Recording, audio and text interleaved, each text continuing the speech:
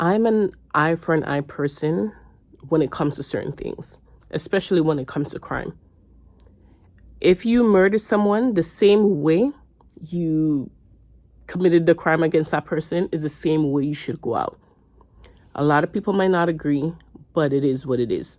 I would rather that than you go into jail and sit down being fed off of my tax dollar.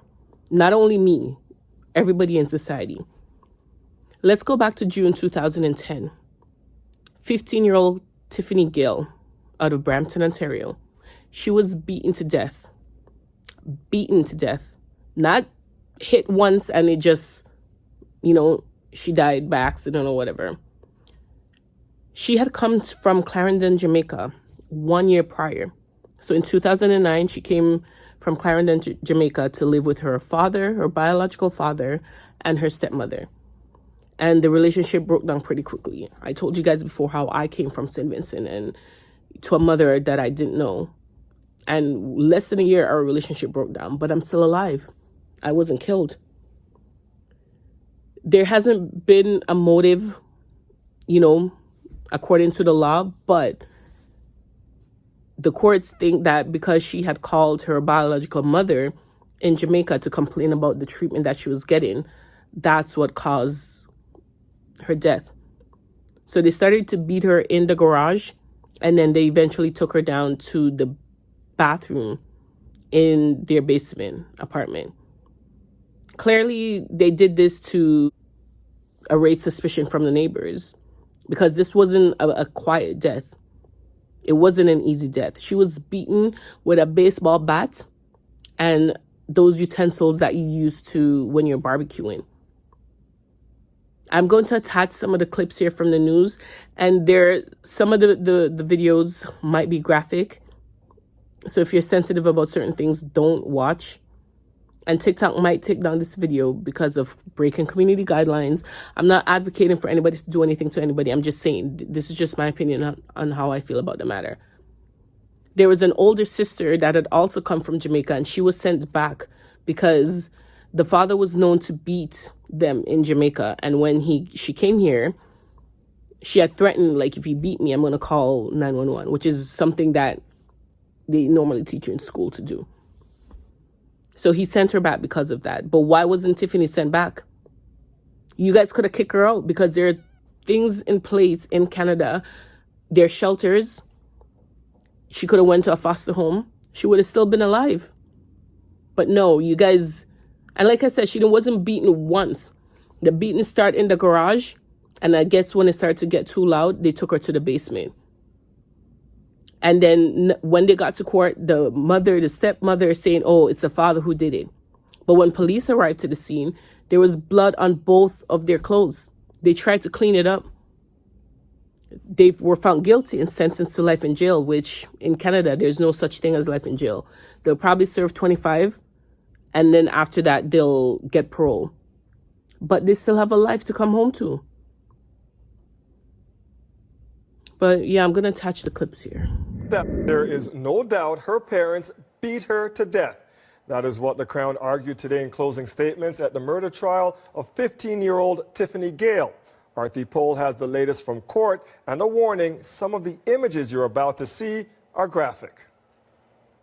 The Crown pointed his finger today at Frederick and Elizabeth Gayle, saying whether or not both were wielding the weapons, it's his belief the couple both killed 15-year-old Tiffany. Brian McGuire told the court each of them is responsible legally for what the other is doing. They're acting as a team.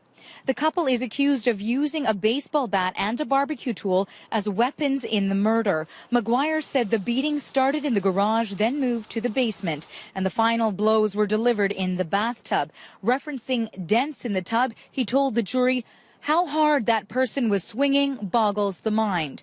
Tiffany was just 5'4" and 115 pounds. Her lifeless body was discovered in the tub in June 2010. It's alleged the parents tried to cover up the crime, cleaning up blood, but spatter was found on the clothing of both the accused, and their bloodied footprints were found at the scene. As for motive, the Crown says there's no rational reason for the killing, but evidence presented shows the teen was in conflict with her parents. In notes, Tiffany wrote she didn't want to be in this world anymore because she causes her family too much pain, saying, "I hate to see my parents angry, but I guess there's nothing I can do." Tiffany's sister testified the parents planned to send her back to Jamaica. She had apparently broken a house rule to not make phone calls. The Crown later told the jury neither of these two people lifted a finger to help Tiffany Gayle, asking why one wouldn't help their daughter unless what's happening to her is what you intended. She was beaten to death and left lying in a tub in her parents' basement. Tiffany Gayle's father and stepmother are now on trial for first-degree murder. Here's Arthi Pohl now with what a pathologist told the court about the teen's injuries today. It's a memory Samantha Gayle is trying to forget, the murder of her younger sister, Tiffany. Today, Samantha recalled a conversation she had with her dad a month and a half ago. She testified he asked her to change her police statement about the murder, saying he want me to cover for him. Samantha says Frederick Gayle wanted her to alter what she had said about why she was shipped back to Jamaica just 5 weeks after moving here with Tiffany and their brother. But she says she told him, "My sister died and I need to know the reason why, so I'm not going to cover for anyone." Frederick and his wife Elizabeth are charged with first-degree murder, accused of beating 15-year-old Tiffany Gayle to death in June 2010. Investigators believe the pair used a baseball bat and barbecue utensil. Tiffany was found in this tub in their Brampton home. Her blood was found on the parents' clothing and a shower curtain in the sink, and faint traces of blood were found all over the floor. Police allege they tried to clean up the mess after the deed was done. A pathologist testified today that the teen was struck about a dozen times, suffering from fractures, cuts, and significant bruising. The pathologist says she was so badly beaten that blood and fat globules were found spattered at the scene, saying to actually disrupt fatty tissue under the skin takes a significant amount of force. Yesterday, Tiffany's sister told the court her dad beat her with a belt back in Jamaica, but she says she threatened to call 911 when he tried to hit her here in Canada in 2009.